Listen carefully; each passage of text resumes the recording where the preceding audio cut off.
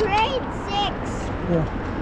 Yeah, when I grow up, when I become 8, Yeah. but I'm still in grade 2. So when I grow up, teenager, oh, grade 6.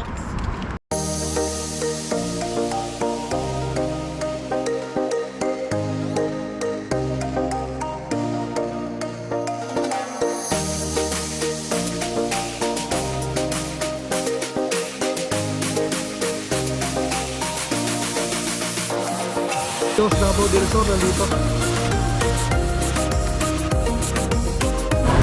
Oh, Canada!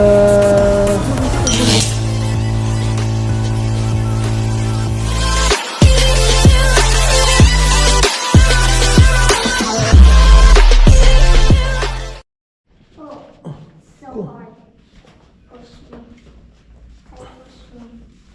Push me. Okay, stop. Why is it so slow? Stop. I feel like it's tilting down. Hindi. Tilting down. May training wheel yan. Liko mo lang.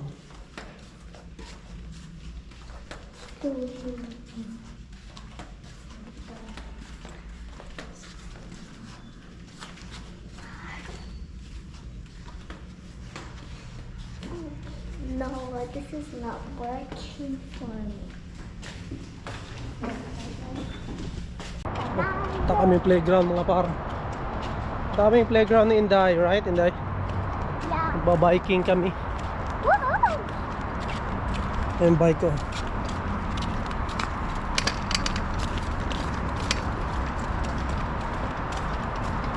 Tatambay kami ni Inday sa playground. Si Nana hindi sumama kasi may mga assignment sa school.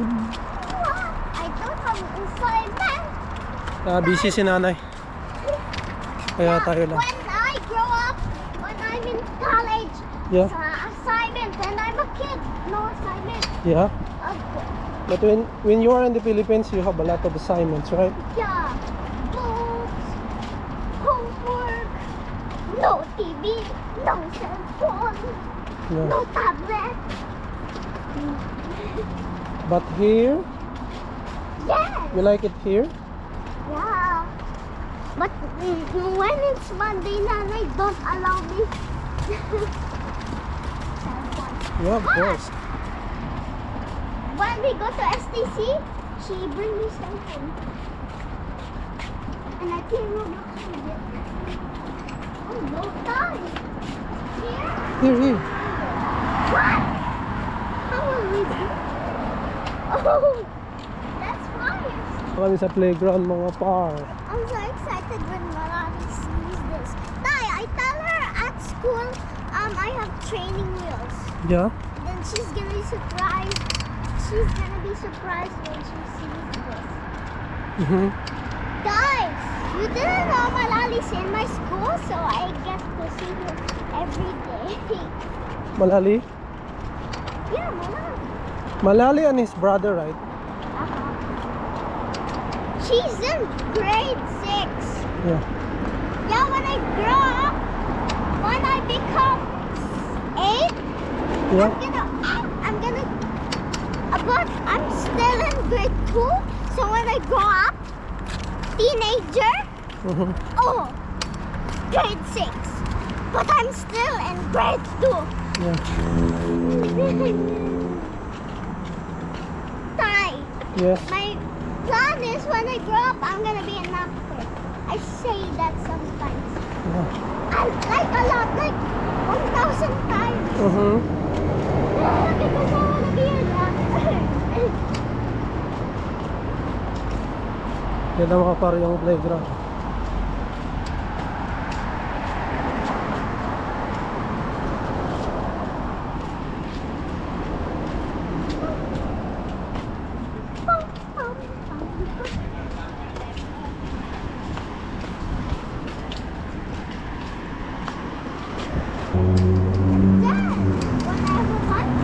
Yan yung playground mga par.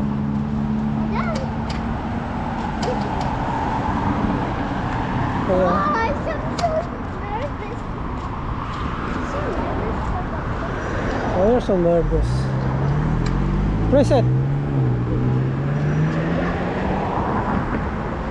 Bro!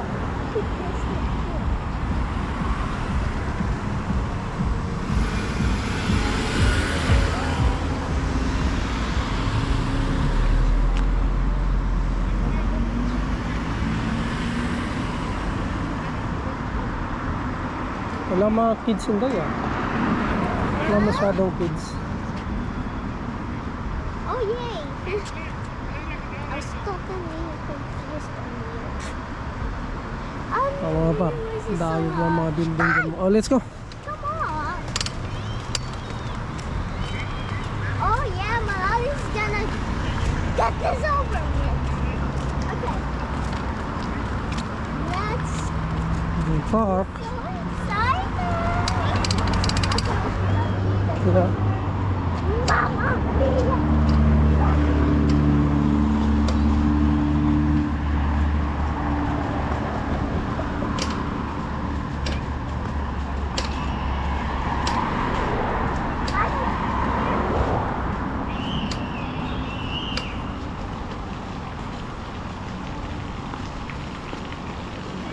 Ayan park mga par. Oh.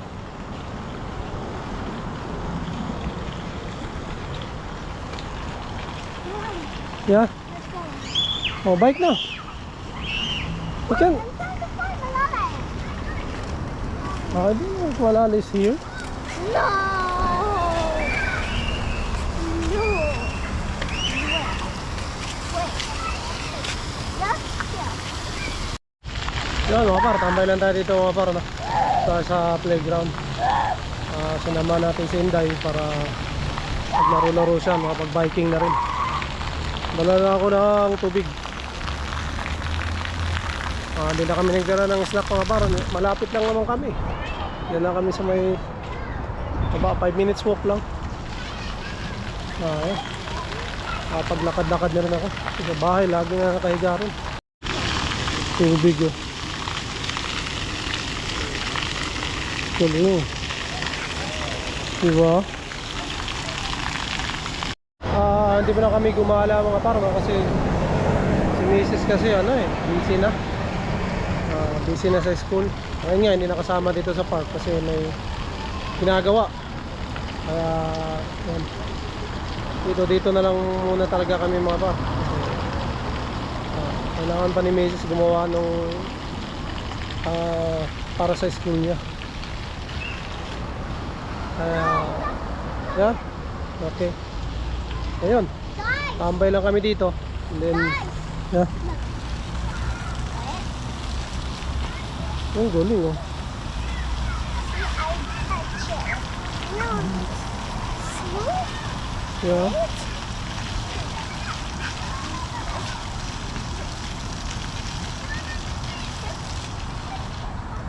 Wow. I have me. Move down. Jump. I'm scared. Come on. So, yun mga par, nandito na kami sa sa malapit sa bahay namin. Ayan yung kabila mga par.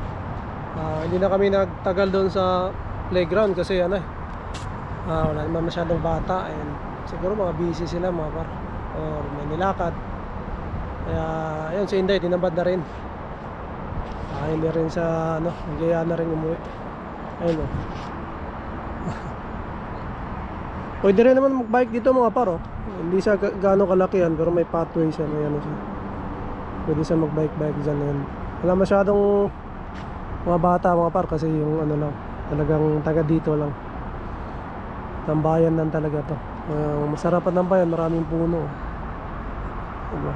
Ang laki ng puno. May mga upuan din. Yung mga swimming pool namin mga par, yun doon. Swimming pool yan, dito yung gym. Yan, swimming pool yan baba. May mga naliligo rin ng mga bata. Marami din. So, ayun lang mga par, no? And, ayun, salamat sa mga nag-comment sa vlog natin, no? And, yun, mayroon nga nagsabi na yung sa huling vlog ko na kung papauwiin ka, handa ka ba? May nag-comments doon na huwag daw ako magsabi ng ganun kasi nga yung iba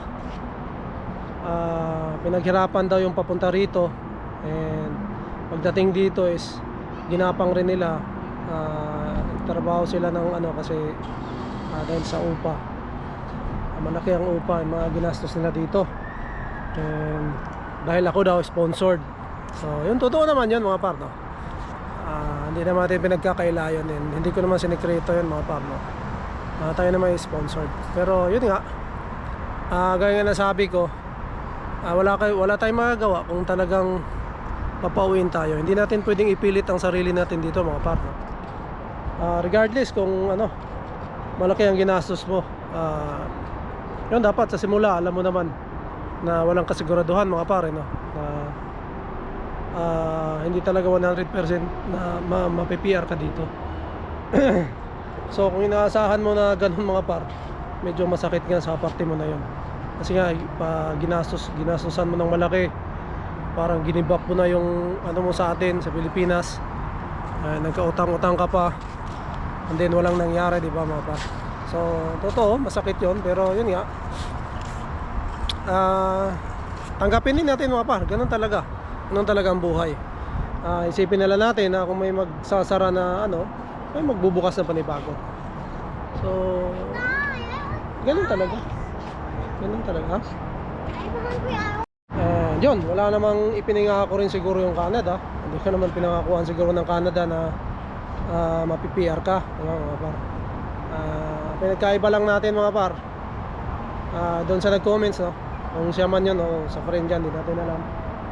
Ako mga par, handa ako kasi bago ako pumunta rito, talagang ni-research ko, nagtanong-tanong ako, nanood ako ng mga vlogs, and alam ko talaga na mahirap dito, and alam ko rin na kung wala kang pera ay mahihirapan ka dito mga par.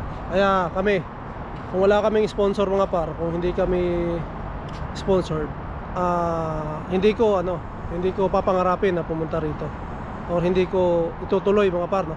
Papunta ko dito kasi sa barko naman wala akong nagiging problema mga par, maayos yung trabaho ko, tuloy-tuloy.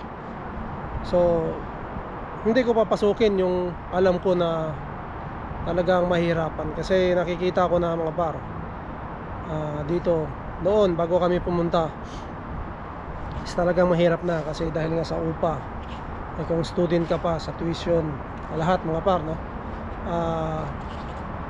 Meron akong mga nababasa nga na pumunta rito ng utang ng proof of funds.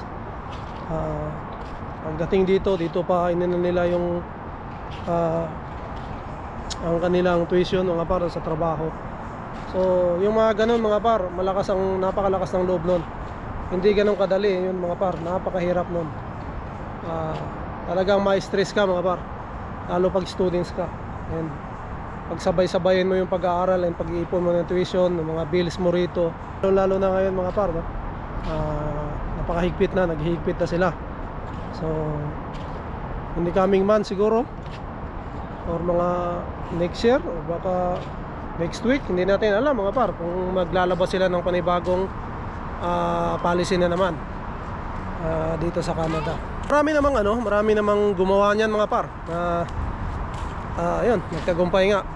Kumbaga, ang swerte nila noon, kasi noon mga par hindi pa masyadong mahigpit. Kasi ngayon kasi mga par, sa panahon namin nung pagpunta namin is talaga mahigpit na, and marami nang binago, marami pang babaguhin daw na darating, yun ang sabi. So yun, kailangan talaga maging handa kung ano mang mangyayari sa atin dito, kung ano bang policy na bago, is yun ay wala sa control natin yung mga par, no? So tanggapin natin talaga. Yun lang masasabi ko. And yun, may isa pa nag-comments yung last day of the day. Yun, last day of the day mga par. Yun, pasensya na kayo kasi minsan mali-mali din tayo, and yun, hindi naman tayo magaling sa English mga par. Yun pa nga isang pinoproblema ko mga par, aralin ko pa yan. Nagbabasa-basa na nga tayo kasi pag tayo ang mag-a-apply ng pagsinuwerte tayo mga par at tayo nakakuha ng trabaho na pwede ma-PR, kailangan natin yung IELTS, yung English exam. So yun, kailangan din nating aralin pa yan, isa pa yan. Hindi naman tayo magaling sa English mga par, sa Tagalog nga medyo hindi pa ako kasi nga taga Davao ako mga par, na Bisaya ako, laking Davao talaga ako. Pumunta lang ako ng Manila kasi nagtrabaho. So talagang doon ako lumaki sa Davao, kaya galing dyan. So yun, kukuha sa tiyaga, basa-basa lang din mga pa. So yun, babasa-basa tayo ng mga libro, kung anong mabasa dyan na English. Yung grammar nga natin, hindi wala pang mga par kung talagang tama yung grammar. Dito naman, hindi ka naman nila tatawanan mga par, kahit nagkamali-mali ka ng sa atin lang, mga Pilipino lang, sa totoo lang, ang mga Pilipino lang naman talagang mahihiya ka mag-English kasi nga tatawanan ka nila or anuhin ka nila, kukutsahin ka nila pag mali yung grammar mo. Pero pag nandito ka, hindi ka nila mga par, hindi ka nila tatawanan. Walang manghuhusga sa'yo dito kung mali yung grammar ng English mo. So nasa sayo na lang yan kung paano mo yung i-enhance yung English mo, yung parang pagalingin yung English mo. Lalong-lalo na sa barko. Matagal ako sa barko mga par, walang English doon na na tama yung grammar. Lahat, kahit sinong tanungin mo mga par na nagbabarko, yung English namin doon is English Carabao talaga mga par. So yun, hindi rin kami natututo doon. Kumbaga wala rin yung English namin. Kaya yun lang. And yun, shoutout pala Ate Susan Moreno. Laging nagpapaalala sa akin na yun, mahirap nga yung ginagawa ko, mahaba yung lakad ko, and pagdating sa winter, baka daw yun, mahirapan ako. And laging sinasabi niya, good luck sa amin, good luck sa akin. So yun, salamat Ate Susan, nagpapasalamat ako at lagi kang nagpapaalala sa akin at nagko-comments. Pero yun nga Ate Susan, hindi ko naman kasi pwedeng bitawan yung trabaho ko na yun na malayo, kasi wala pa akong mahanap na trabaho na mas malapit. So yun nga, alam ko naman, bago ako pumunta rito, alam ko na hindi ka pwedeng mamili ng trabaho kasi kaysa naman tumambay ako sa bahay, nakaupo lang, naghihintay ako ng kung may trabaho na malapit, di po pinasukan ko na lang yung kahit malayo. Ganun talaga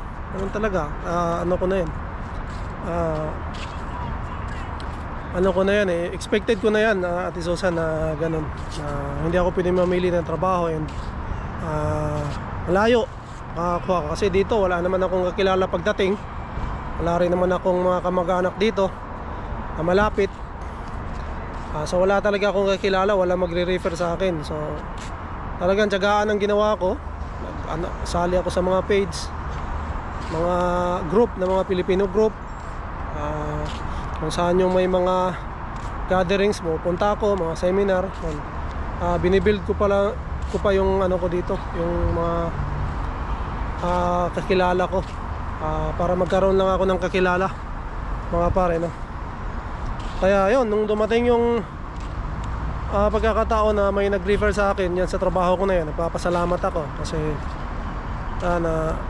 naipasok niya ako mga par. So nakakuha ko ng trabaho. So sa awa ng Diyos, 3 months ako mga par. So diba, tumagal ako ng ganun. So sa winter, hindi ko alam, hindi ko sinasabing kaya ko, pero susubukan ko mga par, no, kakayanin ko yan. Mag-a-adjust ako dyan. Alam ko mahirap, kasi nakakabiyahe na din naman ako ng mga lugar na malalamig. Hindi na ako magugulat kung ganun kalamig mga pare, no? So yun nga, mag-a-adjust tayo, hindi naman tayo basta susuko. Lang naman yan, kumpara sa akin lang mga pare, simpleng lang yan, simpleng problema. Ay mas malaking problema pa yan mga pare. Kung sa lamig lang, pwede mong gawa ng paraan yan. Mayroon tayong adjustment dyan. And syempre alam natin, mahirap talaga, wala namang madali mga par, no? Kahit ako, Kaya sinasabi ko sa mga kasama ko doon sa trabaho, may nagsasabi na mahirap yung trabaho nila. Yun, sa isip-isip ko lang, subukan nila magbarko. Mas mahirap sa barko mga par, sa totoo lang. Kasi sa barko, kahit sinong tanungin mo, wala kang day off doon mga par. And Monday to Monday yung pasok. And hindi ka makakalabas. Kumbaga, para kang nasa kulungan. Tapos araw-araw ganun na ganun yung tao na kasama mo. So kung mayroon kang kagalit doon, hindi ka pwedeng umayaw o umuwi kasi may kontrata ka mga par, no? 9 months o 10 months. So makakasama mo yung tao na yon ng 9 na buwan o 10 buwan. So di ba? Ganun ka stress. Tapos mayroon ka pang mga opisyal na mga sabihin natin mga kupal. Marami po yan, mga lalo na pag Pilipino. So yun, stress ka, plus ang trabaho kayang-kaya mo, pero yung environment mga par ay talagang mahirap ka. Kung hindi matibay ang loob mo, ang isip mo, hindi ka magtatagal sa barko mga par. Marami na pong sumubok na sumampa, pero isang sampahan lang umayaw ng mga par. Kasi dapat matibay ka doon. Hindi ka pwedeng palamya-lamya o yung puso mo hindi pwedeng malambot, basa. Yun, mas mahirap dito. Na-enjoy ko mga par. Kahit gaano kahirap yung trabaho. Yung trabaho hindi naman mahirap, magaan para sa akin. Kasi nakaranas na ako mas mahirap pa ng trabaho. Di ba? Pagkatapos ng isang maghapon, uuwi ka sa pamilya mo, makikita mo sila, makakasama mo sila. Tanggal lahat ng pagod mga par. Wala kang pagod kinabukasan, pasok ka uli. And then Monday to Friday, Sabado, Linggo, pahinga ka. Kung ayaw mong pumasok, pwede kang hindi pumasok. Di ba? Kung gusto na-stress ka, pwede kang pumasyal. Punta ka kung saang lugar na dito na gusto mong puntahan, kapag-relax ka, kapag-unwind ka. Diba? So yun talaga. Hindi mo makukuha lahat mga par. Kung sa tingin nila mahirap, sa akin hindi mahirap. Tingin ko mahirap, sa kanila hindi mahirap. So kanya-kanya tayo ng mga par.